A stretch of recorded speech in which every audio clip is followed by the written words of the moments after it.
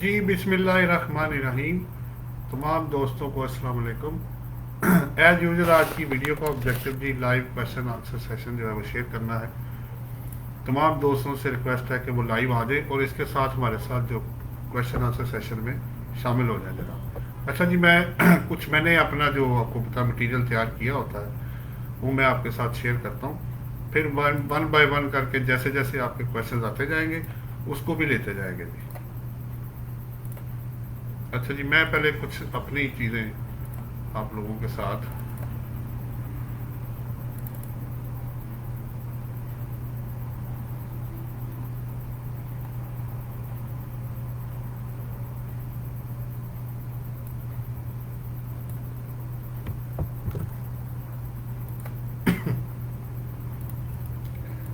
जी सबसे पहले question number 1 जी मैं आपसे शेयर कर रहा हूँ। मैं इधर भी शेयर कर देता हूँ आप लोगों को। जी सबसे पहला क्वेश्चन है, what is the theory of double entry book keeping. वो लोग जो अकाउंटिंग से फेमिलियर हैं या नहीं है, ये दोनों के लिए ये मैं शेयर कर रहा हूँ जी। इसके बाद टैक्सेस की अपडेट्स भी हैं और फिर आपके साथ साथ क्वेश्चन भी जो होंगे उसको भी एंटरटेन कर लेंगे। अच्छा, अब डबल एंट्री जो बुक कीपिंग है उसकी थ्योरी जो है वो बेसिकली बेस करती है इस चीज़ पे कि हर एंट्री का डबल इफेक्ट है। इसको आप एक डेबिट को प्लस ले लें और क्रेडिट को नेगेटिव ले लें, इस सेंस में ले लें जैसे मैथमेटिक्स के प्रिंसिपल्स होते हैं। तो उसमें जो बेसिक प्रिंसिपल्स हैं वो ये है कि अगर आपके पास एसेट या एक्सपेंस इंक्रीज करेगा वो डेबिट होगा और इनके जो डिक्रीज होगा वो क्रेडिट होगा। इसी तरह जो इनकम और लाइबिलिटी साइड है उसमें इंक्रीज क्रेडिट होगा और डिक्रीज उसका डेबिट होगा। ये इसका डुअल इफेक्ट है। आपको दोनों हर वक्त एक डेबिट होगा और एक क्रेडिट होगा जी जनाब। तो वालेकुम सलाम जी, नईम सईद हमारे साथ हैं। कोई क्वेश्चन हो तो आप ज़रूर कीजिएगा। तो ये मेरा पहला पॉइंट था जो मैं मिक्स कर रहा हूँ जी। पहले मैं अकाउंटिंग के कुछ करूँगा, फिर आपके पास टैक्सेस के जो अपडेट्स हैं वो मैं साथ साथ वो भी करता जाऊँगा। सो एक इधर से ले लेते हैं और एक दूसरी साइड से ले लेते हैं।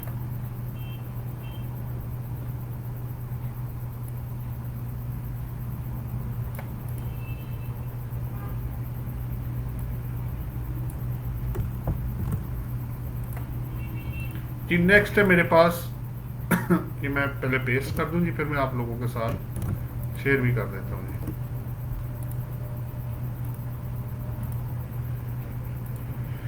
ये जो मेंबर इनलैंड रेवेन्यू है ऑपरेशंस, उन्होंने मीटिंग्स की है जी टैक्स ऑफिशियल्स के साथ कि वो उसको टू बूस्ट रेवेन्यू कलेक्शन जो है इंडस्ट्री से उसको बेहतर किया जा सकता है। आपको ये एक इंफॉर्मेशन के तौर पे है।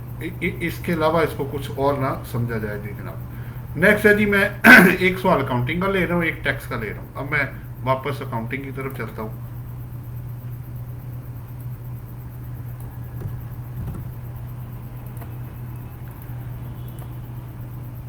ये क्वेश्चन 2 है जी, आपके सामने है।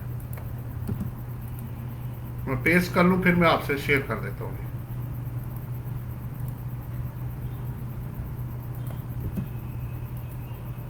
अब क्वेश्चन ये है कि define book keeping and what are its objects.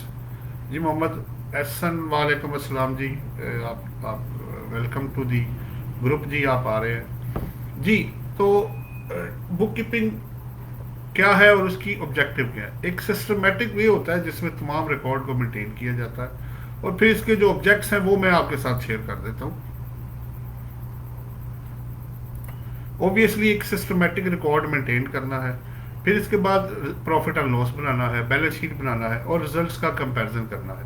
ये आपका जी बुक कीपिंग और इसके ऑब्जेक्ट्स जो थे वो मैंने आपके साथ शेयर किए जी। मैं आगे चलता हूँ, आपका कोई क्वेश्चन आएगा तो साथ साथ उसको भी लेते जाएंगे जी। हारिस परवेज साहब कह रहे हैं अस्सलाम वालेकुम। वालेकुम अस्सलाम sir. If input tax on purchase of vehicle is not claimed then sales tax is to be charged on disposal of such vehicle. The vehicle was used by the employees of the company. देखें बात ये हो रही है पहले तो आप मुझे ये क्लियर करें, अगर आपने इनपुट नहीं क्लेम किया तो नंबर 1। दूसरी बात यह है कि अगर आपने उसकी डिस्पोजल कर दी है, वैसे तो इस पर सुप्रीम कोर्ट की जजमेंट्स है कि अगर आप डेपिसेबल एसेट को भी आप बेचेंगे तो ओबियसली वो उन्होंने उसको टैक्सेबल सप्लाईज में शामिल किया हुआ है। But subject to this adjustment है कि पहले आप उसका इनपुट क्लेम करके वो आप उस जजमेंट को ज़रा पढ़ लेंगे तो, और अपने कंसल्टेंट से मशवरा कर लेंगे तो ज़्यादा बेहतर हो जाएगा। ठीक है, तो इसको इस एंगल से देखें कि उस जजमेंट में क्या हेल्ड हुआ है और कब वो उसको टैक्सेबल करेगा और कब उसको टैक्सेबल नहीं करेगा। ये जनाब हारिस परवेज साहब आपके सवाल का जवाब है जी। अच्छा जी, नेक्स्ट मैं आगे चलता हूँ। मेरे पास जो नेक्स्ट क्वेश्चन है वो रिलेट किससे करता है।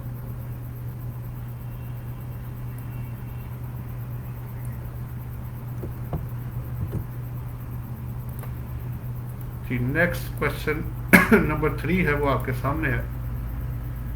मैं दूसरी तरफ भी पेस्ट कर दूं जी जरा।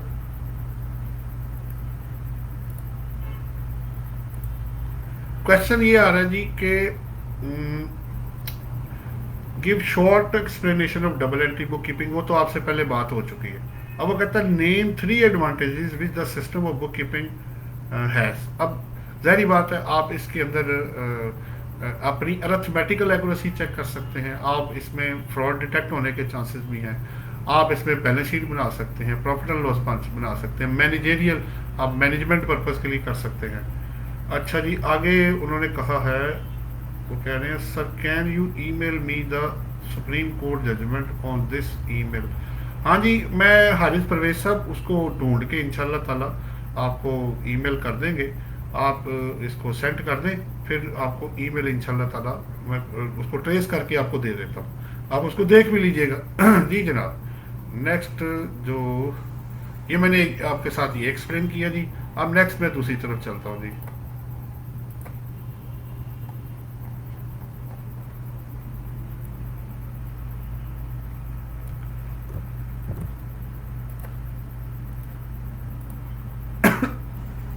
ये सेल टैक्स का दूसरा जी जो टैक्सेस अपडेट है वो मैं पहले पेश कर दूं, फिर आप लोगों से शेयर कर देता हूँ जी। इसमें यह है कि आपको पता है कि सेल टैक्स जो रजिस्ट्रेशन है वो सस्पेंड भी हो सकती है, वो फेक और फ्लाइंग इनवॉइसेस की वजह से, फ्रॉडुलेंट एक्टिविटी की वजह से। तो उसके अलावा अगर आप 6 मंथ्स कंसेक्टिवली नहीं फाइल करेंगे तो उस वजह से भी सस्पेंड की जा सकती है।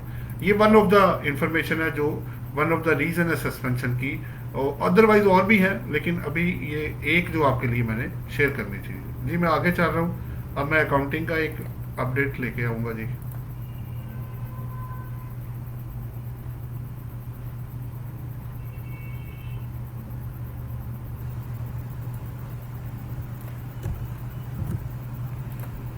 जी सवाल आ रहा जी नेक्स्ट, पहले मैं पेस्ट कर दूं फिर मैं शेयर कर देता हूँ।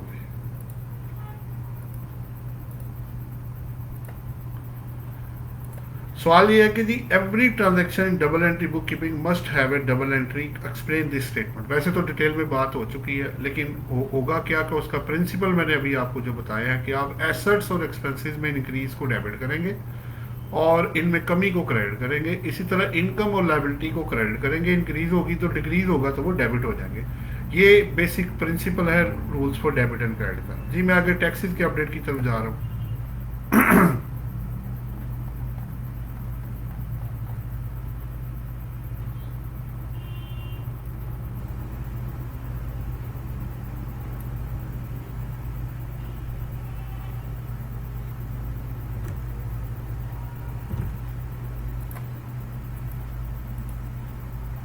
जी नेक्स्ट है जी मेंबर आईआर कह रहे हैं जी कि नेक्स्ट जो बजट होगा वो ईज ऑफ जो टैक्स बर्डन जो है उसको हम ईज करना चाह रहे हैं, जिसमें ऑब्वियसली इसमें जितना रेट कम हो सकता है, जितनी भी तो होल्डिंग प्रोविजन आपको पता है कुछ पहले भी उन्होंने काम किए हैं, जैसे बोनस शेयर था लिस्टेड और अनलिस्टेड कंपनी के लिए, जैसे फंक्शन एंड गैदरिंग पे टैक्स था वो उन्होंने ख़त्म किए हैं। तो आहिस्ता आहिस्ता जो टैक्सेस हैं उनका जो जो होल्डिंग टैक्सेस हैं उनको कम और ख़त्म करने की इसमें जो है वो सजेशन आई हुई है जी। जी मैं दूसरी तरफ भी पेस्ट कर दूं। जी जनाब। अच्छा, अब मैं चाह रहा हूँ जी आगे काउंटिंग की तरफ एक पॉइंट वहाँ से।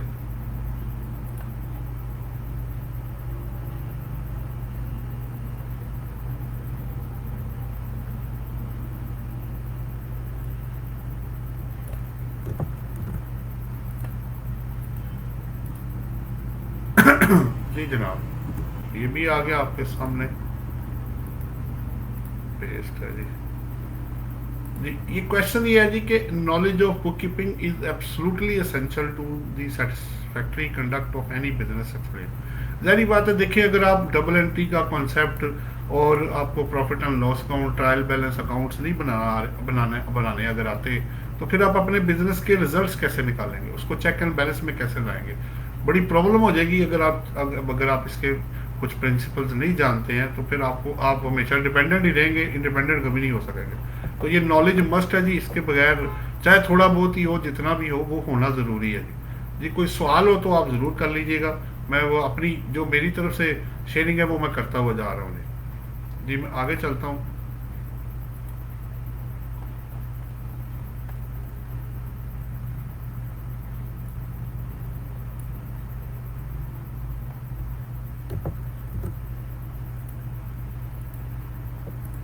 जी, एफबीआर ने, जी मैं पहले पेस्ट कर दूं जी, फिर मैं आपके साथ शेयरिंग कर देता हूँ। एफबीआर ने जी कहा है कि उनको कस्टम ड्यूटी की प्रपोजल चाहिए बजट के लिए 21-22 के लिए, जो कि 10 फरवरी 2021 उन्होंने डेडलाइन इसकी रखी हुई है जी जनाब। ये था नेक्स्ट ही, मैं आगे चलता हूँ। नेक्स्ट अब मैं आ रहा हूँ जी कुछ अकाउंटिंग में से और कुछ इधर से मैं ले रहा हूँ।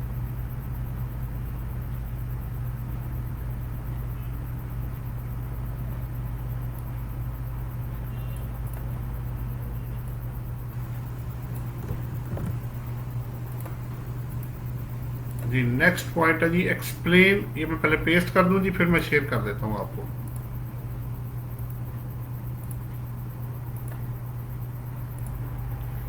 इसमें यह है जी explain difference between the single entry system of book keeping and double entry book keeping. देखें सिंगल एंट्री में कुछ डिफेक्ट्स हैं, जैसे उसमें ट्रायल बैलेंस नहीं बन सकता, उसमें रिजल्ट्स आपके प्रॉपर नहीं होंगे, उसमें चेक एंड बैलेंस स्ट्रांग नहीं होगा, और उस पर बैलेंस शीट नहीं बनाई जा सकती। तो ये सारे बेनिफिट्स दूसरी तरफ कन्वर्ट हो जाएंगे। उसमें डबल एंट्री सिस्टम है, अकाउंट्स बनाए जा सकते हैं, रिजल्ट्स देखे जा सकते हैं, और मैनेजमेंट पर्पज़ के लिए देखा जा सकता है, और कॉस्ट कंट्रोल को भी देखा जा सकता है जी। ये इसके डिफरेंस आ जी सिंगल एंट्री और डबल एंट्री में। आगे चलता हूँ जी मैं।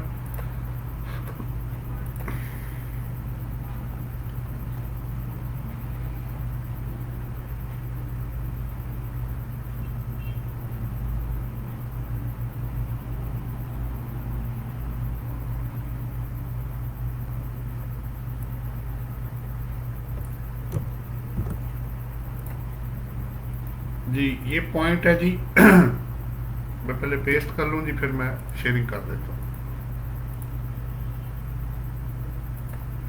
एफबीआर ने जी बताया है कि जो क्राइटेरिया है selection of conduct of audit 214C जो बोर्ड सेलेक्ट करेगा, उसका क्राइटेरिया उन्होंने डिटेल में, रूल मैं आपको रेफर कर देता हूँ, रूल कौन से वाले में उन्होंने रेफर किया हुआ है।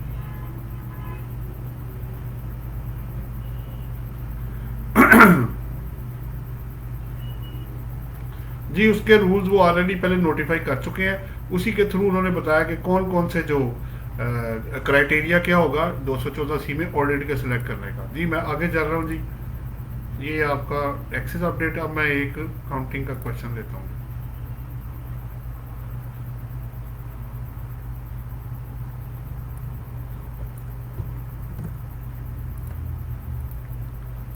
जी नेक्स्ट क्वेश्चन ये आपके सामने है, मैं दूसरी तरफ भी पेश कर देता हूँ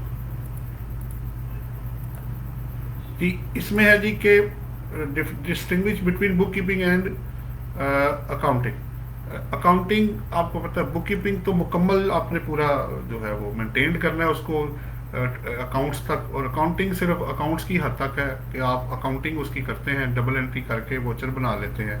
तो दोनों में जो मेन फ़र्क है कि जो बुक कीपिंग है वो कंप्लीट है, आर्ट है, रिकॉर्डिंग, क्लासीफाइंग एंड समराइजिंग है, और अकाउंटिंग जो है सिर्फ अकाउंट्स की हद तक है, यानी अकाउंटिंग वोचर आप बना के दे दें इसमें। जी मीनवाइल सवाल एक आ गया जी, मैं फिर बाद में दूसरा शेयर करता हूँ आप लोगों के साथ अपना। कह रहे हैं वसीम अहमद साहब हमारे साथ हैं, वो कह रहे हैं sir sale tax return are not filed for the last 3 years in FBR portal and stats, and उसका जो स्टेटस है वो इनएक्टिव और suspended. All clients are registered in SRB and sale tax also paid accordingly and returns are filed in SRB. तो अब क्या है जी properly sir what the procedure to reactive the sales tax in FBR. देखिए आप पहले ना अपना वहीद अहमद साहब पहले चेक करें कि आप पे लॉ अप्लाई होता था कि नहीं होता था। अगर आप पे वो लॉ अप्लाई नहीं होता था तो फिर एक लेटर मार्क करें। लेकिन क्योंकि आप अगर रजिस्टर्ड थे एफईआर में तो फिर नील की, अगर आपने एक्टिविटी नहीं की तो नील की सेल टैक्स रिटर्न फाइल करना आपको लाजमी था। उसको ज़रा आप चेक कर लें। इसको वो लीनियंट व्यू ले लेंगे, आप उसमें रीज़न बताएं, जस्टिफिकेशन दें। आप कहें जी कंप्लायंस ऑफ लॉ आप दूसरी तरफ कर रहे थे, इसमें अनइंटेंशनल है और इसमें लॉस ऑफ रेवेन्यू भी कोई नहीं है आपका। तो मुझे उम्मीद है वली साहब आपका काम हो जाएगा। आप उसको उसको ज़रा स्ट्रांगली ज़रा कंटेस्ट कीजिएगा। मुझे उम्मीद है कि आपको जवाब मिल गया होगा। अगर ऐसे ही है तो आप इसको ओके कर दीजिएगा। जी जनाब, मैं कर रहा था जी अभी बुक कीपिंग अकाउंटिंग वाला। अब मैं ज़रा टैक्सेस का अपडेट को ले लेता हूँ जी।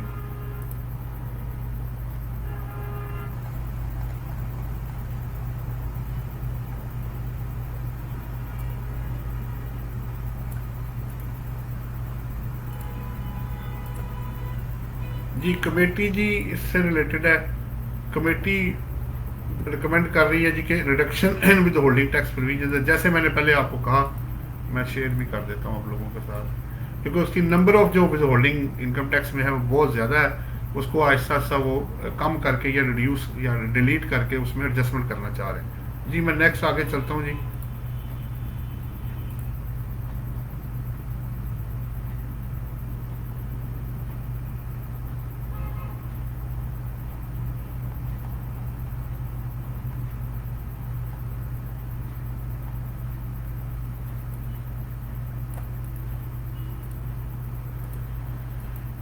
जी नेक्स्ट मेरे पास है जी वहीद अहमद साहब कह रहे थे चले आपका शुक्रिया जनाब। Define accounting and what are its functions.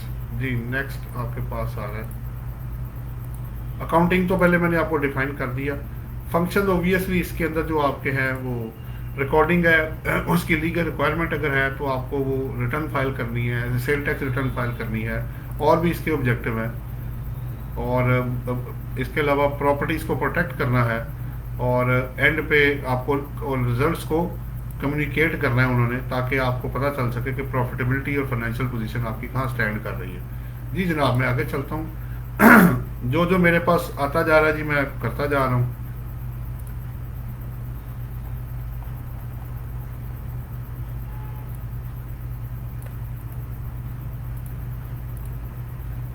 Next है जी ट्रांसफ़र ऑफ, ये मैं पेस्ट कर लूँ पहले जी, फिर मैं आपसे शेयरिंग कर देता हूँ। जी इससे पहले कि मैं शेयर करूं जी, अली जाहिर साहब का सवाल आ गया यूट्यूब पे। वो कह रहे हैं अस्सलाम वालेकुम सर। वालेकुम अस्सलाम। फाइल्स अपडेट करते हुए अगर 5 बैंक अकाउंट्स हैं तो सब बैंक अकाउंट्स की डिटेल देनी है या सिर्फ एक बहुत है? अगर देखें बात यह है अली जाहिर साहब, तमाम बैंक अकाउंट्स आप दें अगर उसके अंदर फैसिलिटी अवेलेबल है और होनी चाहिए भी। और तो आप अपने पूरे बैंक दें, इसमें एक बैंक अकाउंट की देने की ज़रूरत नहीं है, वरना वो अपडेट्स में आएगा नहीं। तो अली जाहिर साहब अगर आपको जवाब मिल गया हो तो उसको ओके कर दें। जी जनाब, अब मैंने जो आपसे शेयर करना था जी वो था transfer of foreign assets is required to be declared in annual return. देखिए 116 ये सेक्शन है। जिस तरह 116 है वो मांगता है जी आपने पाकिस्तान के अंदर एसेट्स शो करने हैं, उसमें ट्रांसफ़र किया है जो पर्सनल एक्सपेंडिचर है जो दूसरों के नामों पे है, और फिर वेल्थ रिकन्सिलिएशन। इसी तरह 116 ए के अंदर भी ये सारी प्री कंडीशन हैं कि दूसरों के नाम पे जो एसेट्स लिए हुए हैं, जो आपने ट्रांसफ़र किए हुए हैं वो भी शो करने हैं, जो आपके अपने नाम पे है वो आने हैं, और फॉरेन एक्सपेंसेस हैं, और वेल्थ रिकन्सिलिएशन जो है वो भी उसका ऑब्वियसली ऑटोमेटिक पार्ट बनेगी। जी जनाब मैं आगे चाह रहा हूँ, कोई सवाल हो? अच्छा अली जाहिर ने कहा जी ओके कर दिया जी, चले थैंक यू वेरी मच जी। मैं आगे चलता हूँ जी। फर्दर जो है मेरे पास अभी टैक्स का था, अब अकाउंटिंग वाला देख लेते हैं जी एक सवाल।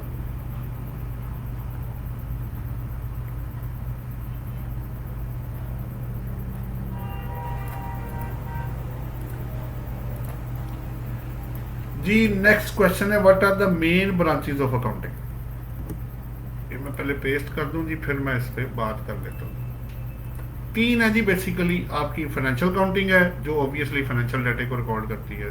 दूसरी आपकी कॉस्ट काउंटिंग है जो उसकी यूनिट प्राइस को डिटरमिन करने में आपको मदद देती है। और तीसरी आपकी मैनेजमेंट अकाउंटिंग है जो फाइनेंशियल डाटा को मैनेजरियल मैनेजमेंट बिल्कुल वेरी यूज़फुल वे में प्रेजेंट करती है, जिसमें रेशोज़ है, एनालिसिस है, चार्ट्स हैं, ग्राफ्स हैं, और कंपैरिजन विद इंडस्ट्री है, प्रीवियस ईयर है। ये तीन मेन ब्रांचेज हैं, यानी financial accounting, cost accounting and management accounting. जी जनाब, मैं आगे टैक्सेस के अपडेट की तरफ चलता हूँ।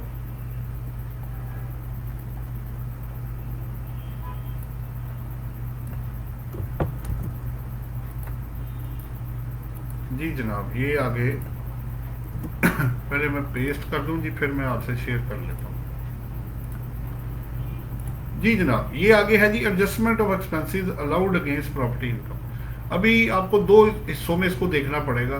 पहला जो 2020 के लिए लॉ है वो ये कहता है कि अगर आप इंडिविजुअल और एओपी हैं, इन दोनों में से कोई एक है कंपनी के अलावा, क्योंकि कंपनी नॉर्मल टैक्स रिजीम में प्रॉपर्टी इनकम ऑफर करेगी, चाहे वो 2020 हो या 2021 हो।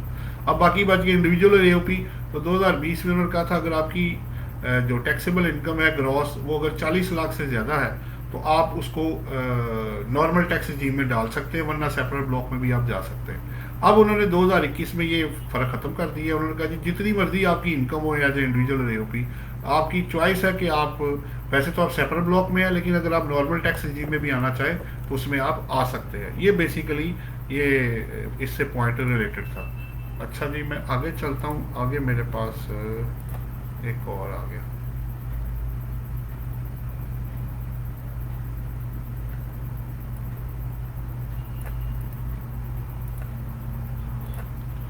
ये बड़ा अच्छा पॉइंट है जी जो आप शेयर करने जा रहे हैं। वो डिस्टिंग्विश बिटवीन, ये तीन चीज़ों में डिस्टिंग्विश करना है, इसका मैं अभी आपसे बात करता हूँ। सबसे पहले डिस्टिंग्विश करना है between book keeping and accounting, फिर दूसरे नंबर पे financial accounting and management accounting, और तीसरे नंबर पे cash and accrual system of accounting. देखिए, बुक कीपिंग एंड अकाउंटिंग पहले हम बात कर चुके हैं, ठीक है। उसके बाद financial accounting and management accounting में भी बात हो चुकी है, क्योंकि वो बेटर वे में अभी मैंने बात की। कैश और अक्रूवल सिस्टम, कैश में कैश या चेक जब रिसीव होगा तभी आप एंट्री डालेंगे, और अक्रूवल में अगर अमाउंट ड्यू भी है, रिसीवेबल या पेएबल, तो उसको अकाउंट फॉर करना पड़ेगा। जी जनाब, ये आपका मेनली तीनों के अंदर जो डिफरेंस था वो था। मैं आगे चलता हूँ जी टैक्सी से अपडेट की तरफ।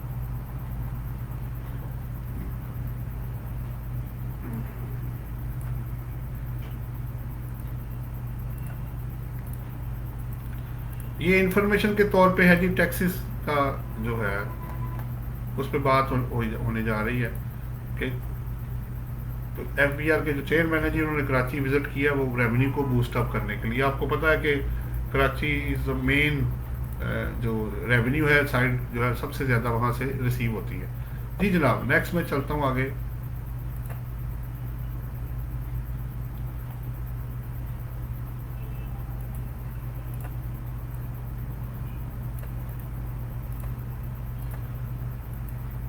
जी जनाब, ये रिलेट करता है state the groups of people who would be interested in accounting information. ये अभी क्वेश्चन है, फिर मैं इसके बारे में थोड़ी सी बात आप लोगों से कर लेता हूँ।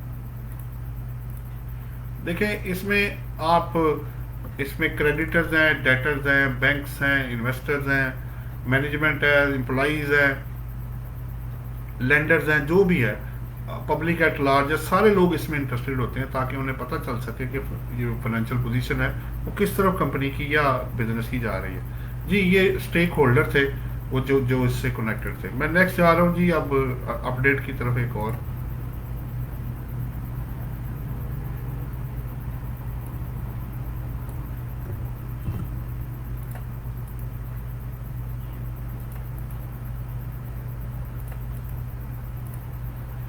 जी जी, एफपीआर ने, जैसे आपको पता है बैंक्स में एक्सेस है, उनके पास प्रॉपर्टीज़ के रजिस्ट्रेशन में एक्सेस है, गाड़ियों का, उसी तरह एनसीसीपीएल जो है स्टॉक की, मेंबर्स की, ब्रोकर्स की, national clearing company of Pakistan limited से वो ले सकते हैं, और वो ले भी रहे हैं। ये इससे कनेक्टेड आपकी तरफ शेयरिंग मैंने करनी थी जी। मीनवाइल एक सवाल आ गया जी, वो आया है मुमताज़ अली शेख साहब से। वो कह रहे हैं, if individual run school himself and paid turnover tax.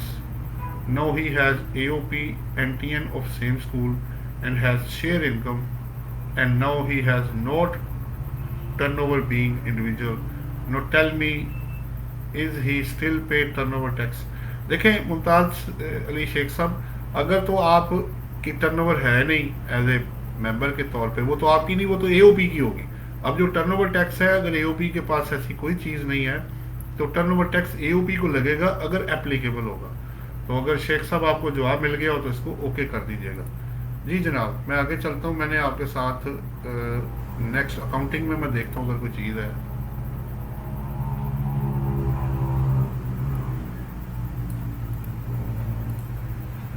जी ये अकाउंटिंग का आज का लास्ट है जी पॉइंट कि what is an accounting cycle, give coverage of accounting cycle. देखिए पहला तो मैं पहले पेश कर दूं फिर शेयरिंग कर देता हूँ आप लोगों को। हाँ जी, इसके अंदर अगर आप ट्रांजैक्शन से शुरू करते हैं, ट्रांजैक्शन जर्नल, लेजर, फिर आपका ट्रायल बैलेंस, फिर आपके फाइनेंशियल स्टेटमेंट्स, तो ये अकाउंटिंग साइकिल है बेसिकली जो चलती है। इसको आप दोनों तरफ जो है उसको ज़रा ज़हन में रखें कि ये हर साल आपको ये रिपीट होगी ट्रांजैक्शन और अकाउंटिंग साइकिल, और उसके मुताबिक हर साल आपको क्लोज करना पड़ेगा। जी जनाब, ये अकाउंटिंग वाले मुझे लगता है जी मेरी सारी इंफॉर्मेशन फ्री हो गई है। हाँ जी, अब मेरा जो टैक्सेस का एरिया है वो कुछ रहते हैं, वो मैं शेयर कर लूँ आप लोगों से।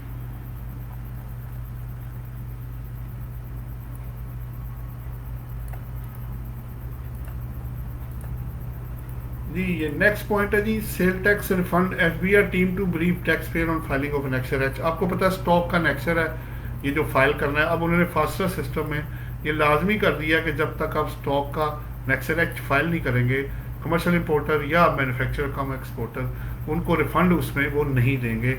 ये ज़रा इसको नोट करने वाला पॉइंट है। जी मैं आगे चलता हूँ जी।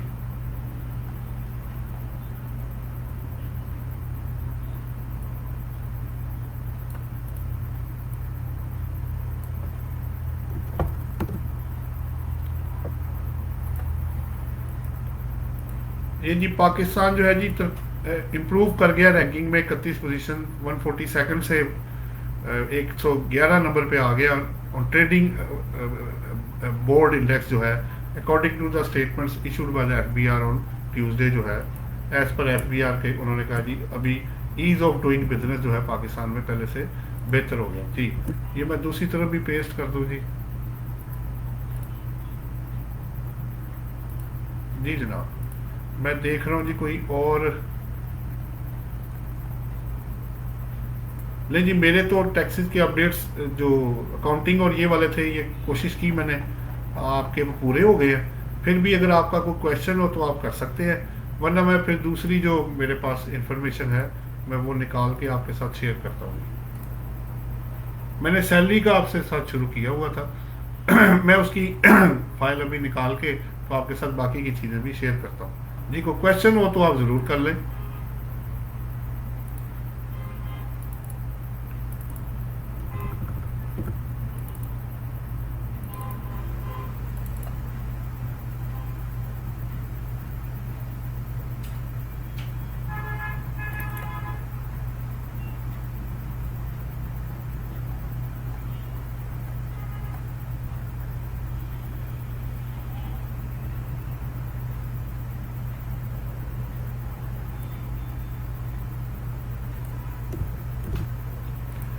जी नेक्स्ट मेरे पास पॉइंट है जी हमारे साथ। अच्छा, दो सवाल।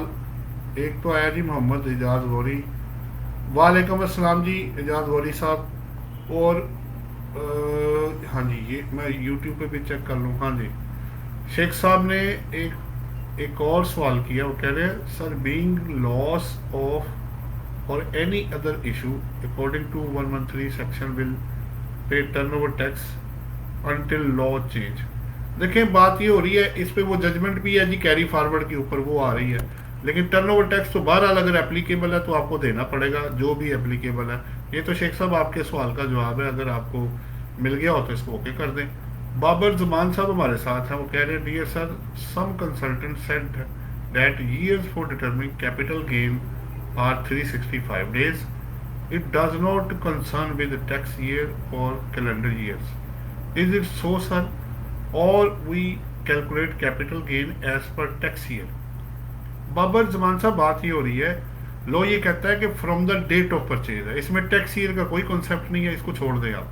आपने कब वो कैपिटल एसेट लिया था, फर्ज करें मैंने 1 जनवरी 2000, अज्यूम कर लेता हूँ 19 को मैंने एक एसेट लिया, तो 1 जनवरी 2019 से लेके आपने फर्ज करें उसको आज बेच दिया है, आज यानी मीन्स के 19 जनवरी 2021 को, तो 1 जनवरी 2019 से लेके 31 दिसंबर 2019 तक 1 साल, फिर 1 जनवरी 20 से लेके 31 दिसंबर 2020 तक 2 साल, और आज ऊपर 19 दिन हो गए हैं, तो 2 साल और 19 दिन है।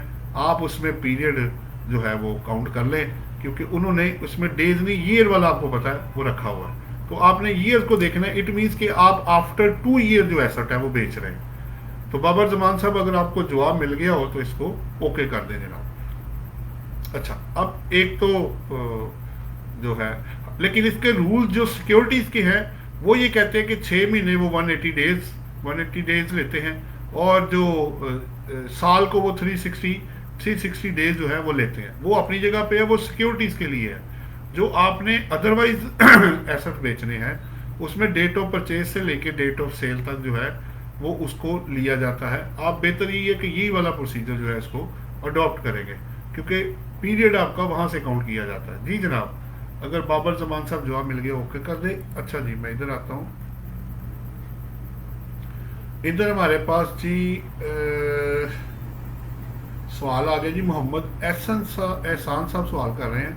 आई filed an excel H in due I filed an Excel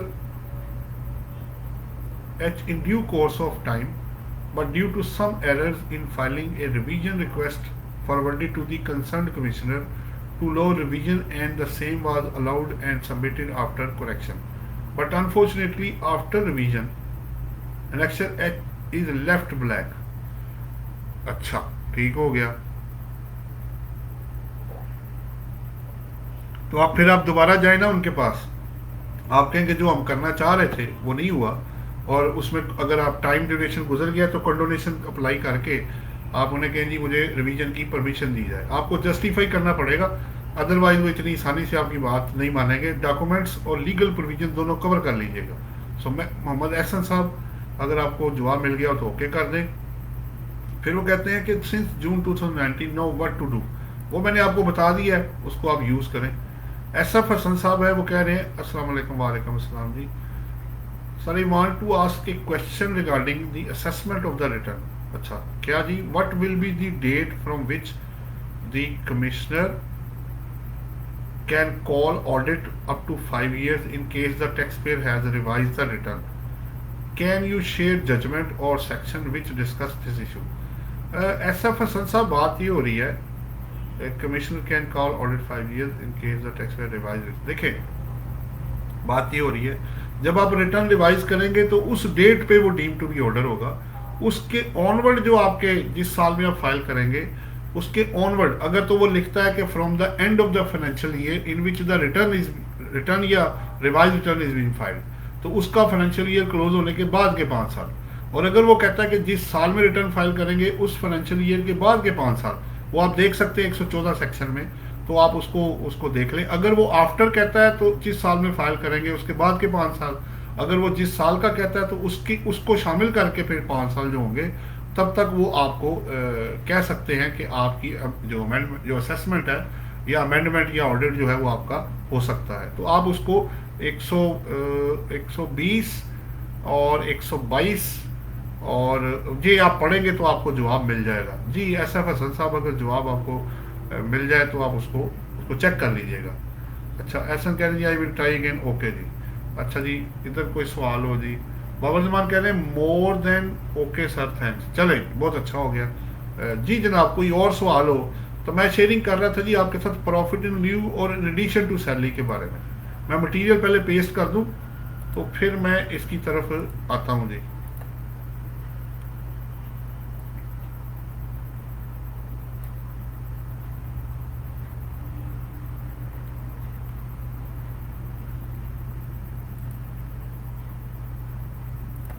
actually law ने प्रॉफिट इन लियो और इन एडिशन को अलग नहीं किया, मैं आपके साथ अभी शेयर करता हूँ जी, 1 मिनट। मैं इधर भी पहले पेस्ट कर दूँ, फिर मैं आपका सवाल ले लेता हूँ। चलो जी, मैं पहले आपका सवाल लेता हूँ, उसके बाद मैं अपनी शेयरिंग कैरी करता हूँ। शहजाद बलोच हमारे साथ है। अच्छा जी, ऐसा फसन ने कहा कि ओके कर दिया, चले अच्छी बात है जी। शहजाद बलोच कह रहे हैं अस्सलाम वालेकुम सर। वालेकुम अस्सलाम। Please guide how many zones and regions in FBR.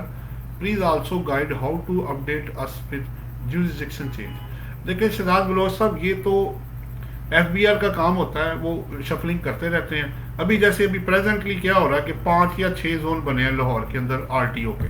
फिर उसके बाद सीटीओ को अलग कर दिया है उन्होंने, कॉर्पोरेट जो टैक्स ऑफिसर्स को अलग कर दिया और आरटीओ को अलग कर दिया। और जितने डायरेक्टर से जो पहले सीटीओ में थे वो भी सारे शिफ्ट कर दिए उन्होंने आरटीओ के अंदर। तो ये तो अब एफबीआर का काम है, हमारा काम नहीं है। वो इसको जुरिसडिक्शन और जोन्स और ट्रांसफर पोस्टिंग सब कुछ वो करते रहते हैं।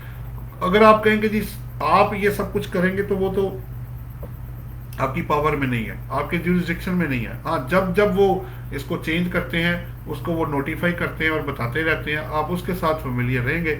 अगर ज़्यादा आपको इशू है तो टैक्स बार की डायरी आप ले लें, उसके अंदर उन्होंने बताए हुए हैं कि कितने जोन और कितने ऑडिट और सारा विद होल्डिंग वाले हैं, वो आप उसको वहाँ से चेक कर सकते हैं। हर एक को हर वक्त कवर करना मुश्किल होगा क्योंकि इसमें चेंजेस आती रहती हैं। बहरहाल बेसिक प्रिंसिपल जो है आप वहाँ से ले सकते हैं। जितने बड़े केसेज हैं वो एलटीयू के अंदर जाते हैं, जो उसके अलावा कॉर्पोरेट वाले कंपनी वाले नीचे आएंगे, और जितने अब आपका जो डायरेक्टर जितने भी इंडिविजुअल हैं वो आरटीओ के अंदर आएंगे। ये बेसिकली है। अब उसके अंदर कितने वो जोन बनाते हैं, कितने यूनिट बनाते हैं, ये उनका इंटरनल मैटर है, हमारा उससे ऐसा कोई लेना देना नहीं होता। फिर भी आप अपडेट रहना चाहते हैं तो आप उससे फ़ायदा ले सकते हैं। जी जनाब, मेरे पास और कोई सवाल इधर चले जी। मुमताज़ अली शेख साहब का सवाल आ गया है, वो कह रहे हैं sir what is treatment of agriculture income.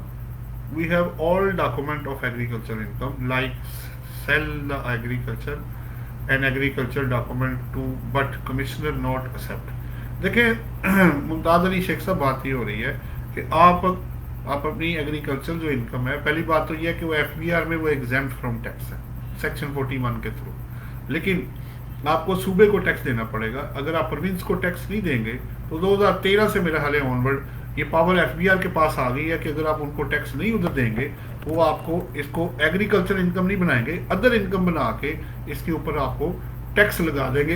ये ज़रा 2-3 चीज़ें हैं जो आपको नोट करनी है। तो आपको अगर जवाब मिल गया हो तो इसको ओके कर दीजिएगा शेख साहब जी। इधर से अब शहजाद बलोच ने ओके कर दिया है जी, बिल्कुल ठीक है। अच्छा, अब मैं अपनी शेयरिंग कर रहा था जी, प्रॉफिट इन लीव और इन एडिशन टू सैलरी।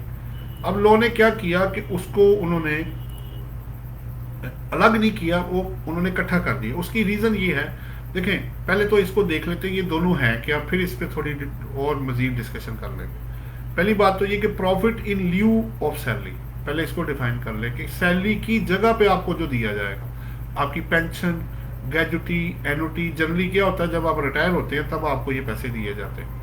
अब profit in addition to salary क्या होता है कि आपकी सैलरी में इजाफा हो जाए, बोनस, डबल सैलरी, इंसेंटिव, तरक्की, एडिशनल चार्ज, फर्दर बेनिफिट्स, ये सारा कुछ लॉ ने दोनों को ही सैलरी इनकम में शामिल किया है। अब आप ये नहीं कहेंगे कि जी पेंशन या ग्रेजुटी मेरी पार्ट ऑफ सैलरी नहीं है। हाँ, आगे वो एग्जेम्प्ट है, वो एक सेकंड फेज आएगा, वो बात की बात है। पहले इनकम आएगी, उसके बाद टोटल इनकम आएगी, फिर उसके बाद टैक्सेबल इनकम आएगी। तो जब आप टैक्सेबल में जाएंगे तो सारी जो एग्जेम्प्ट इनकम्स हैं वो वहाँ से निकल जाएंगी।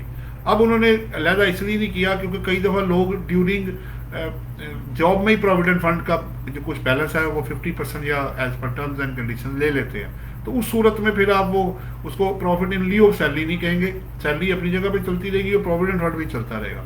इसलिए वो कहते हैं कि जी दोनों इन एडिशन भी हो सकते हैं और इन लीव ऑफ सैलरी भी हो सकता है। ये ज़रा पॉइंट जो है ना इसमें नोट करने वाला है, लेकिन दोनों सूरतों में रहेंगे ये पार्ट ऑफ सैलरी ही। और फिर आपको इनकम बना के आगे टोटल इनकम निकाल के फिर जो एग्जेम्प्ट होगा उसको माइनस करना पड़ेगा। ये बेसिकली कॉन्सेप्ट था प्रॉफिट इन लीव और profit in addition to salary. जी जनाब, नेक्स्ट मेरे पास क्या आ रहा है जी? नेक्स्ट है मेरे पास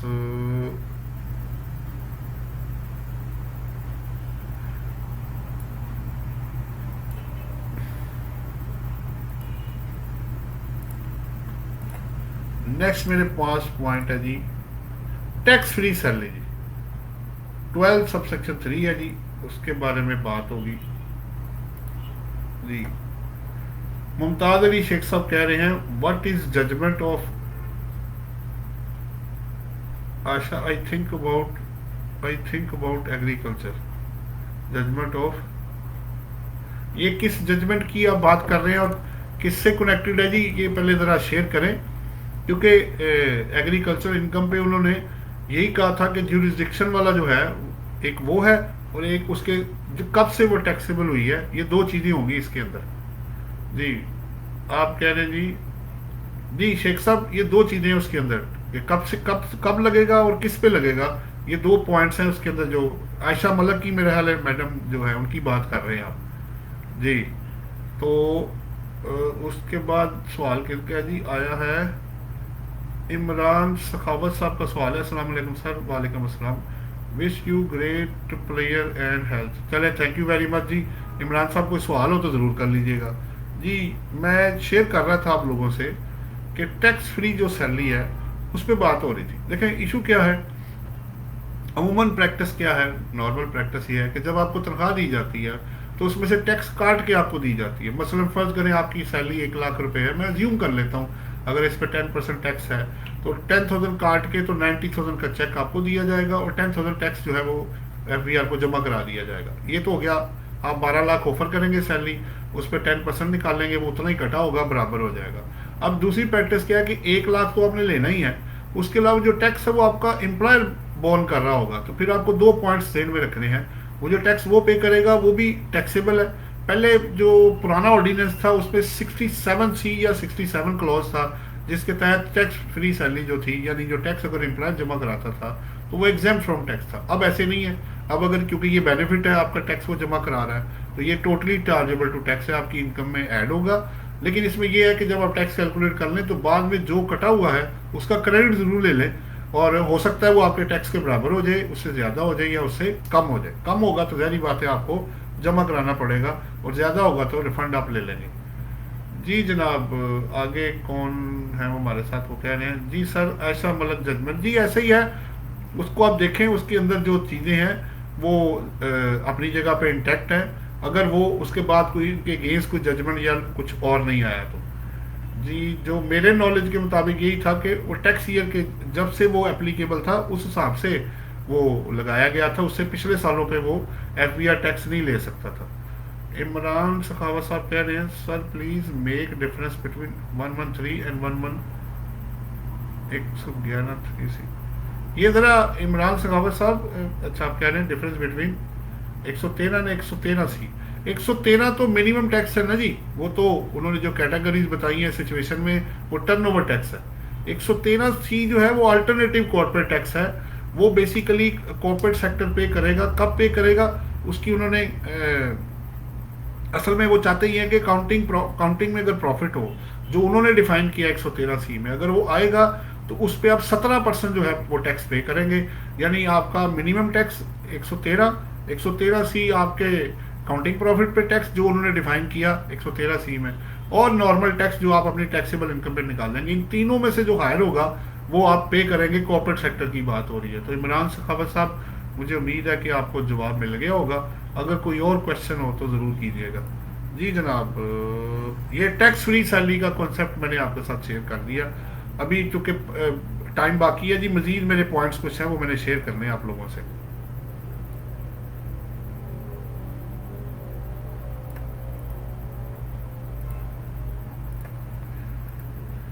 जी। जनाब नेक्स्ट मेरा पॉइंट है जी एक्सपेंसेस के बारे में है। अच्छा जी, इमरान सखावत कह रहे हैं जी thanks sir. Sir what is attributable income जी, मैं अभी बात करता हूँ जी आपसे, मैं ज़रा पेस्ट कर लूँ। तो मुमताज़ अली शेख साहब कह रहे हैं व्हाट इज़ एट्रीब्यूट इनकम। देखिए मुमताज़ अली शेख साहब, वो ये हो रहा है कि जो आपकी इनकम आनी है ना उसके हिस्से होने हैं। अगर आप मिनिमम टैक्स रिजीम में फॉल करते हैं, जैसे फ़र्ज़ करें आप कमर्शियल इंपोर्ट है, तो आप इसके अलावा अगर कोई काम नहीं करते, वही इंपोर्ट करके आपने सारी चीज़ें बेचनी है, तो आप अपना प्रॉफिट एंड लॉस अकाउंट बनाएंगे, और वो जो प्रॉफिट आएगा चूँकि सारा इंपोर्ट से रिलेटेड है तो फिर क्या होगा कि आपने जितनी ड्यूरिंग द ईयर इम्पोर्ट की और जितनी सेल की, इम्पोर्ट में जो टैक्स कटा और उसके प्रोपोर्शनेट प्रॉफिट के ऊपर जो टैक्स कटा, विच एवरेज जो हायर होगा वो आप पे करेंगे। तो ये जो प्रॉफिट आपकी मिनिमम टैक्स से रिलेट करता है, अगर आप दो एक्टिविटी कर रहे हो, एक में मिनिमम टैक्स और एक दूसरे में ना हो, तो मिनिमम टैक्स के हिस्से में जो प्रॉफिट का हिस्सा आएगा उसे एट्रीब्यूट इनकम कहा जाता है। ये अगर आपको पता चल गया हो तो इसको क्लियर कर दीजिएगा। अच्छा जी, नेक्स्ट मेरे पास जो शेयरिंग हो रही है वो है नो एक्सपेंसेस जो है। आप देखें, काफ़ी लोग आते हैं जी हमारी सैलरी के अगेंस्ट एक्सपेंसेस है, हमें वो माइनस कर दें। आप सैलरी के अगेंस्ट एक्सपेंसेस नहीं माइनस कर सकते, क्योंकि 12 सबसेक्शन 4 है जो ये कहता है कि आप सैलरी को इवन के अर्न करने पे भी जो एक्सपेंस होगा वो आप नहीं माइनस कर सकते। जैसे आप घर से अगर दफ्तर जाते हैं तो ट्रैवलिंग कॉस्ट आप पे करते हैं, वो भी आप सैलरी में से माइनस नहीं कर सकते। अनलेस लोग आपको एग्जम्पशन या कोई और चीज़ ना दे, आप सैलरी में से एक्सपेंसेस माइनस नहीं कर सकते। हाँ, एग्जम्पशन जो होगी, टैक्स क्रेडिट्स होंगे, रिबेट्स, वो आपको मिल जाएंगे, लेकिन इनकम जो होगी आपकी वो ग्रॉस ही निकलेगी। और उसमें से जो पहले वो भी जैसे मैंने पहले बताया, इनकम निकालेंगे, फिर टोटल इनकम है और फिर टैक्सेबल इनकम आपकी आएगी। जी जनाब, अगर कोई और सवाल हो तो आप करें, मैं नेक्स्ट शेयरिंग करने जा रहा हूँ जी।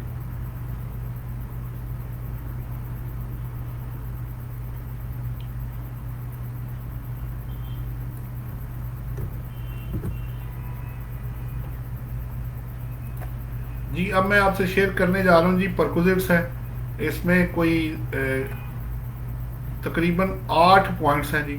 ठीक है, मैं वन बाय वन करके आपसे शेयर करूँगा। ये परकुजिट्स की डेफिनेशन की बात होने लगी है। जी जनाब, एक और सवाल आ गया जी, मैं वो भी ले लेता हूँ पहले। वो है इमरान, नहीं, यावर सलीम साहब कह रहे हैं, is there any withholding exemption for Swat K P के।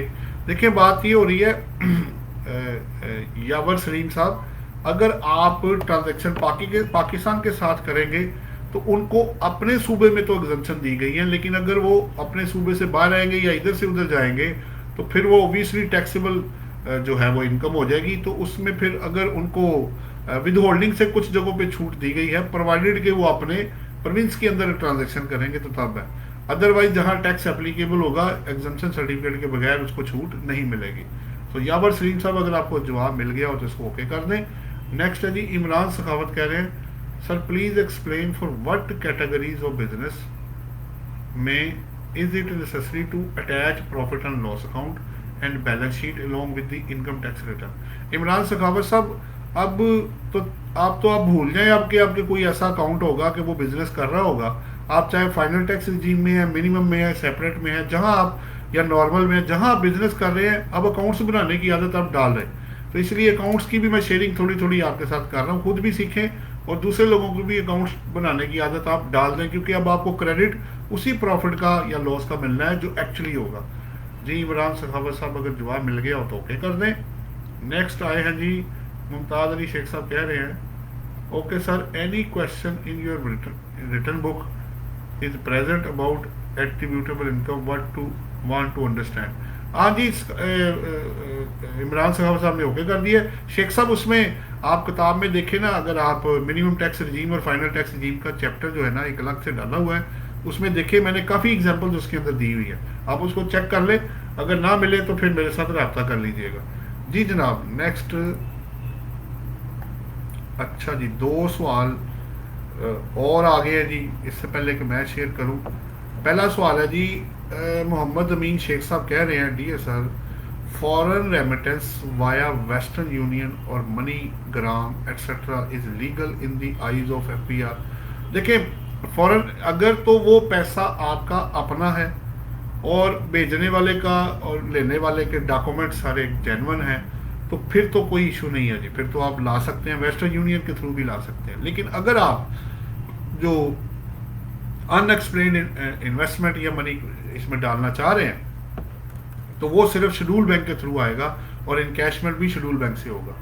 तो अमीन शेख साहब, अगर आपको जवाब मिल गया हो तो उसको ओके कर दें। नेक्स्ट आ जाए जी, एस एफ हसन कह रहे हैं, sir kindly explain the section 147 of advance act, is that applicable on income from property, salary, profit on debt, income of section 152 payment to non-resident, and 153 income of goods and services, is that applicable on the person who earning income under these heads, kindly explain, because this creating confusion due to wording written in section 147D.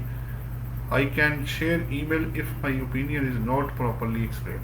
नहीं, ऐसा फैसल साहब कोई issue नहीं है। जो बंदा, अब principal ये है कि अगर आप नॉर्मल टैक्स रिजीम में हैं, ठीक है, उसमें लिखा हुआ है अगर आप नॉर्मल टैक्स रिजीम में हैं, क्योंकि FTR पे तो पहले ही कट जाता है, सैलरी वाला भी निकल गया, 10 लाख तक इनकम होगी, अगर उससे ज़्यादा नॉर्मल टैक्स रिजीम में टैक्सेबल इनकम तो इंडिविजुअल के लिए, तो उसको बिजनेस इनकम पे एडवांस टैक्स देना लाजमी होगा।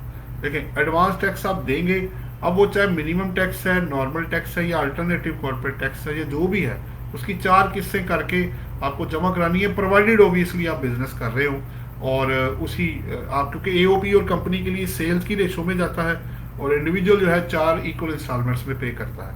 तो अगर आपने बिजनेस किया है तो उसका प्रॉफिट एंड लॉस अकाउंट और सारी कैलकुलेशन करके आपको 4 क्वार्टर्स में जो लाइबिलिटी निकलेगी उसमें से जो कटा होगा ड्यूरिंग दी क्वार्टर वो आप माइनस करेंगे, और बैलेंस अगर आपका ज़्यादा हो गया तो अच्छी बात है, या पिछले रिफंड के अगेंस्ट एडजस्टमेंट ले लें, या अगर बैलेंस निकला तो वो पेमेंट करनी पड़ेगी। तो ये ऐसा हसन साहब ज़रा नोट करें, मुझे उम्मीद है आपको जवाब मिल गया होगा। नासिर जमाल हमारे साथ हैं, वो कह रहे हैं boring cost for project whether capital expenditure. Boring cost, देखें नासिर जमाल साहब, अगर तो आपने जो प्रिंसिपल अमाउंट है वो लेके एसेट क्रिएट किया है तो बिल्कुल ठीक है, लेकिन अगर जो मार्कअप की आप बात कर रहे हैं तो मार्कअप की परमिशन नहीं है, आप एसेट की कॉस्ट में नहीं ऐड कर सकते, वो आपको प्रॉफिट एंड लॉस अकाउंट को ही चार्ज करना पड़ेगा। ये आप जरा टैक्स का जो प्रिंसिपल है इसको आप नोट करें, क्योंकि ये वो फाइनेंशियल अकाउंटिंग वाला कॉन्सेप्ट इसके अंदर नहीं चलता, ये अपने प्रिंसिपल इन्होंने बनाए हुए हैं। तो बोरिंग कॉस्ट में मार्कअप अपने कॉस्ट में ऐड नहीं करना। जी जनाब, मैं दूसरी तरफ देखूं। हाँ जी, इधर 2-3 सवाल और आए हैं जी। मुमताज अली शेख साहब कह रहे हैं okay bundle of thanks sir. चलें, आपका शुक्रिया जनाब शेख साहब। फिर एक और सवाल है जी, वो कह रहे हैं person owns a franchise, his tax is deducted under the commission agent category by withholding agent, is he eligible to file business return. बिल्कुल जी, अगर आपका टैक्स कट गया है, आपको लग गया है टैक्स, तो 114 सेक्शन में आपको रिटर्न फाइल करना लाजमी है। जी जनाब। फिर मुमताज अली शेख साहब कह रहे हैं sir, if I have only foreign income but I have not foreign asset, will 116 section applied upon मी। देखें, बात ये हो रही है शेख साहब, लॉ ये कह रहा है कि अगर आपकी इनकम $10,000 और वेल्थ 10 लाख, वेल्थ तो आप कह रहे हैं ही नहीं, फर्ज करें फॉरेन की, फॉरेन सोर्स इनकम अगर $10,000 से ज़्यादा होगी तो स्टेटमेंट ऑफ फॉरेन एसेट्स और जो फॉरेन इनकम है वो सेपरेटली आपको फाइल करनी पड़ेगी। और अगर वो नहीं है तो आप नील कर दीजिएगा, कोई मसला नहीं है, उसमें ज़ीरो कर दें। अगर बैंक बैलेंस भी नहीं है, कुछ भी नहीं है, तो आप ज़ीरो लिख सकते हैं उसके अंदर, लेकिन वो फिर आपको देनी पड़ेगी due to application of 116A section. जी शेख साहब, अगर जवाब मिल गया हो तो ओके कर दें। इमरान सखावत साहब वो कह रहे हैं sir please also explain 153(1)(c)। एक मिनट जी।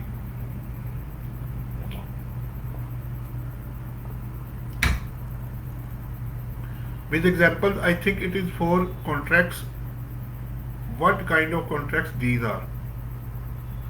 देखिए, इसमें सिविल है, मैकेनिकल है, इंजीनियरिंग है, लेबर कॉन्ट्रैक्ट्स हैं। ये आप इसकी जब डिटेल्स पढ़ेंगे तो आपको उसको सर्कुलर में भी है और वैसे भी उन्होंने दिया हुआ है। सो कॉन्ट्रैक्ट इसमें जो है वो डिफाइंड है। आप उसके अंदर आएंगे तो आपको पता लग जाएगा कि ये कॉन्ट्रैक्ट किसकी बात कर रहा है। जैसे मैंने अभी आपको नाम लिए हैं, इसमें सर्कुलर में उन्होंने एक्सप्लेन किया हुआ है। इमरान सखावत साहब, अगर आपको जवाब मिल गया हो तो इसको ओके कर दें। जी जनाब। और कौन सा है जी? हाँ जी, अब मैं आ रहा था जी परकुजिट्स। इससे पहले कि आप कोई सवाल और करें, जैसे जैसे टाइम पूरा है उसको कन्वर्ट कर रहे हैं, हम कोशिश कर रहे हैं। नासिर जमाल एक और सवाल कर रहे हैं, वो कह रहे हैं arrear of salary received in a tax year taxable at what rate. Nasir Jamal साहब, 2 ऑप्शन है आपके पास। नंबर 1, या तो उसको जिस साल में रिसीव हुआ है उस साल की इनकम में डाल के ऑफर कर दें, अपना टैक्स निकाल दें, या उस इनकम को अलग कर दें, करंट ईयर की इनकम को अलग कर दें और प्रीवियस इनकम को जिस साल से वो इनकम बिलोंग करती वहां जाके ऐड करें। दोनों तरफ टैक्स बना लें, करंट को भी बना लें, उसको भी बना लें, फिर दोनों को जमा कर लें टैक्स को। जिस तरफ टैक्स आपका कम होगा आपको लो ऑप्शन दे रहा है कि आप उसको यूज़ कर सकते हैं। तो करंट ईयर में ऑप्शन लेने की ज़रूरत नहीं है। अगर आपने ऐड करना है, अगर प्रीसीडिंग टैक्स ईयर या ईयर्स में जाना है, तो आप उसमें ये ऑप्शन जो है रिटर्न के अंदर, उसमें उन्होंने एट्रीब्यूट्स में और जगहों पे उन्होंने जगह ये दी भी हुई है। तो मुझे उम्मीद है नासिर साहब आपको जवाब मिल गया होगा, तो इसको ओके कर दें जी जनाब। नेक्स्ट इमरान सखावत कह रहे हैं ओके हो गया जी। अच्छा जी, टाइम इज़ रनिंग शॉर्ट थी, मैं ज़रा आपके साथ परकोजेट्स मैंने शुरू किया था, अब चूँकि टाइम पूरा पूरा है तो मैं फिर ऐसे करता हूँ कि आप लोगों से ये रिक्वेस्ट कर लेता हूँ कि मैंने ना आपको एक चीज़ बतानी है जी। तो मैंने जो ग्रुप अपना है,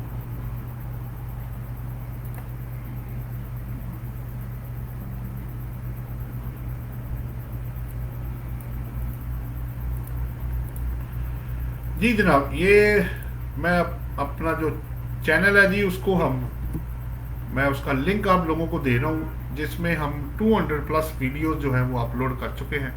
इसमें तमाम दोस्तों से रिक्वेस्ट है कि इसको सब्सक्राइब कर दें और इसमें बेल आइकॉन को क्लिक भी कर दीजिएगा, क्योंकि फ्यूचर में जितनी वीडियोज अब आएंगी अब से ऑनवर्ड वो सारी उस पर अपलोड हुई हैं, और जो पहले की हैं वो भी इसमें अपलोडेड है। 200 प्लस वीडियोज़ हैं, जिसमें ओबियसली क्वेश्चन आंसर सेशन है, सेमिनार्स हैं, जिसमें बुक्स भी हमारी अवेलेबल हैं, उसमें सेल टैक्स भी है, इनकम टैक्स भी है, जहाँ जहाँ जो जो जो क्वेश्चन आंसर सेशन है वो सारे उसमें हमने डाले हुए हैं।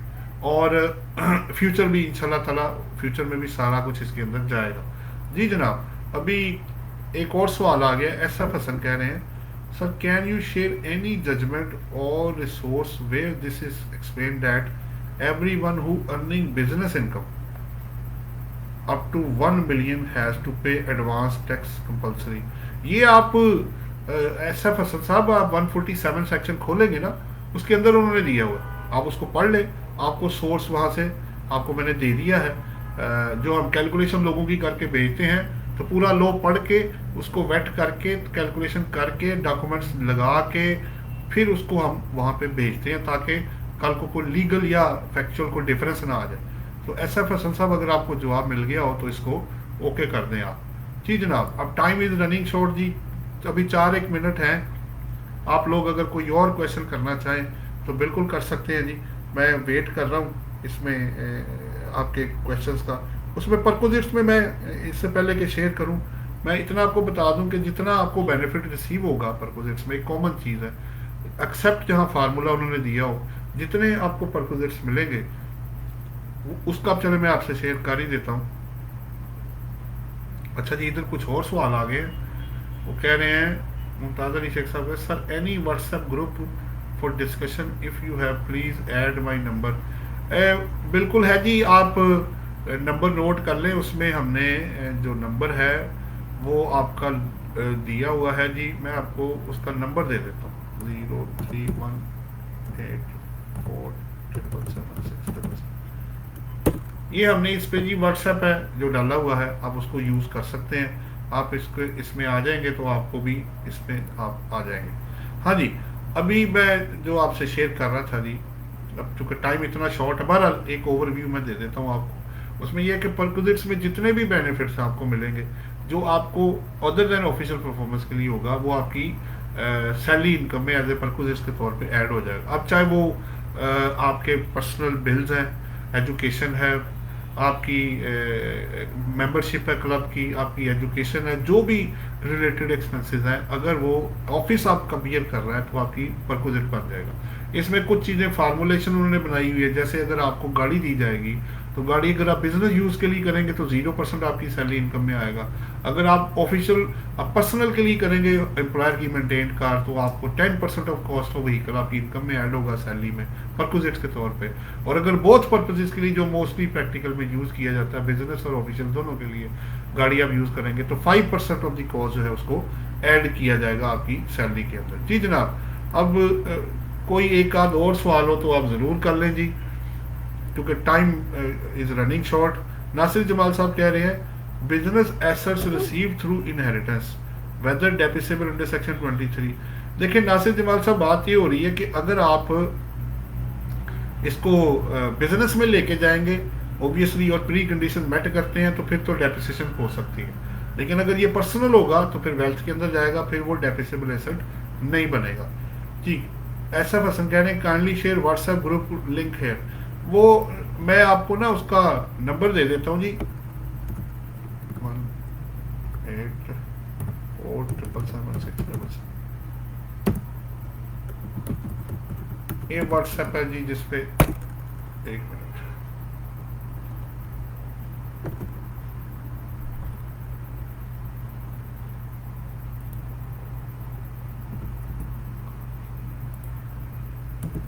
ये नंबर है जी जो आपके लिए है। जी जनाब, बस आप लोगों से लास्ट एंड फाइनल रिक्वेस्ट है जी, जो मैंने लिंक दिया जी उसमें लोगों को, मैं तमाम अपने स्टूडेंट्स को मैं फाइनली जी फिर मैं लिंक शेयर कर रहा हूँ।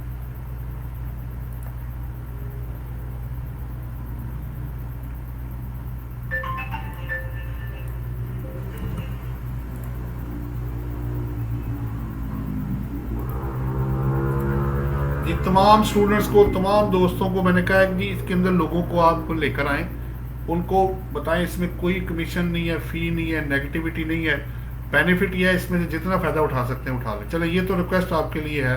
नासिर जमाल साहब कह रहे हैं but we have incurred any cost on it. हाँ जी बिल्कुल ठीक है नासिर जमाल साहब, आपने अब इसको, वो ये लॉ ये कहता है जब आप 75 76 सेक्शन पढ़ेंगे ना, कि जब आपको गिफ्ट होगा तो उसकी जो फेयर मार्केट वैल्यू होगी वो आपकी कॉस्ट बन जाएगी। उसको ज़रा आप चेक कर लें, आपको काफ़ी उसमें फ़ायदा हो जाएगा। जी जनाब, एक तो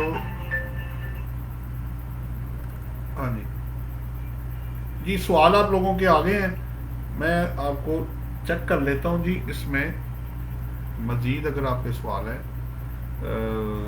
फयाद अहमद साहब कह रहे हैं sir either remittance is legal if receive from any person from abroad, blood relation is necessary for receiving remittance और नॉट। देखें बात यह है कि अब आपको, या वो पुराना वक्त नहीं है कि आप जिससे मर्जी जो मर्जी रिसीव कर लें। अगर आपको 50 लाख तक की लिमिट दी गई है, उसमें फिर आपको वो एंटी मनी लॉन्ड्रिंग का लॉ भी पड़ा हुआ है, तो हर एक बंदे से नहीं ऐसे होगा। अब आपको कुछ ना कुछ चेक एंड बैलेंस इसके अंदर रखना पड़ेगा। सो उसको पेपर वर्क को पहले चेक करें, उसके बाद फिर इसको ऑफर कीजिएगा। अच्छा जी, नासिर साहब आपको जवाब मिल गया तो ओके कर दें। मोहम्मद अमीन शेख साहब sir also please arrange voice messages programme, voice messages programme. हाँ जी, अभी हमने जी आपको वो दिया था, ग्रुप बनाया था। इंशाल्लाह ताला इसको देखते हैं जी नेक्स्ट में। अच्छा सजेशन है आपका। नासिर जमाल कह रहे हैं जी हैव मोट नॉट। हाँ जी ठीक है, मैंने आपको जवाब दे दिया नासिर जमाल साहब। जी जनाब, अगर कोई इधर सवाल हो तो जी आज के लिए बस इतना ही जी, क्योंकि 1 घंटा पूरा हो गया जी। इंशाल्लाह ताला आप तमाम दोस्तों से रिक्वेस्ट है कि कोशिश करें कि, क्योंकि नमाज का टाइम होता है इशा का, तो कोशिश कर रहे हैं कि डेली जो है ना 7:30 से जो है ना 8:30 तक इसको हम कर लिया करें, ताकि एक, लेकिन थोड़ा सा टाइम अगर ऊपर हो जाता है तो उसको ज़रा मैनेज कर लीजिएगा, क्योंकि नमाज क्लोज करते करते चीज़ें समेटते समेटते भी टाइम लग जाता है। तो आइंदा से इंशाल्लाह टाइम जो है वो कोशिश करेंगे 7:30 to 8:30 रखा जाए। ये आप बाकी लोगों को भी दे सकते हैं मैसेज के, आप जो टाइम फिक्स करें डेली बेसिस पे, वो 7:30 पे आप आ जाया करें और अपने क्वेश्चन जो है ना वो बना के हमारे साथ शेयर कर लिया करें। अब आप मुझे मैं उम्मीद करता हूँ जी हमारा जो एजुकेशनल चैनल हमने बनाया है उसको आप लोग उसमें मुझे फेवर करेंगे, उसको सपोर्ट करेंगे और इस सदका जारिया में आप भी हिस्सा डाल लेंगे। एक सवाल आ गया जी, नाशिद हनीफ वो कह रहे हैं 236 is deducted on amount including sales tax और एक्सक्लूसिव सेल्स टैक्स। देखिए बात ये हो रही है, अगर तो वो वैल्यू बता रहा है कि जी आपने सेल्स वैल्यू पे लेना है, तो सेल्स वैल्यू अब दो चीज़ें, जब आप एंट्री डालते हैं अब उसको देखें, party to sales tax payable होता है, तो सेल्स की वैल्यू में तो सेल टैक्स शामिल नहीं होता। अब सवाल यह है कि अगर वो सेल्स वैल्यू कह रहा है तो सेल्स तो विदाउट सेल टैक्स है, और अगर वो इंक्लूडिंग का वर्ड वहाँ पे है तो फिर इंक्लूड करके कटेगा। ठीक है, वैसे प्रिंसिपली जब लोग पेमेंट करते हैं तो पेमेंट जब करते हैं तो इंक्लूडिंग सेल टैक्स के ऊपर टैक्स कटता है, लेकिन यहाँ पे आप उसको ज़रा चेक कर लें कि जो वहाँ डिफाइंड है वो सेल्स किसको कह रहा है, वो विद को या विदाउट को कह रहा है, क्योंकि सेल टैक्स जो है वो वैसे सेल्स की डेफिनेशन में आता नहीं है, लेकिन विद होल्डिंग में प्रैक्टिस यही है कि ऐड करके होता है। जी जनाब, ये आज के लिए बस इतना ही जी। अब मुझे आप जो है इजाज़त दें। इंशाल्लाह ताला कल फिर आपके साथ 7:30 पे कोशिश करेंगे, फिर हम कैरी करें, आप बाकी लोगों को ये इन्फॉर्मेशन पास ऑन करें। Thank you very much. अल्लाह हाफिज़।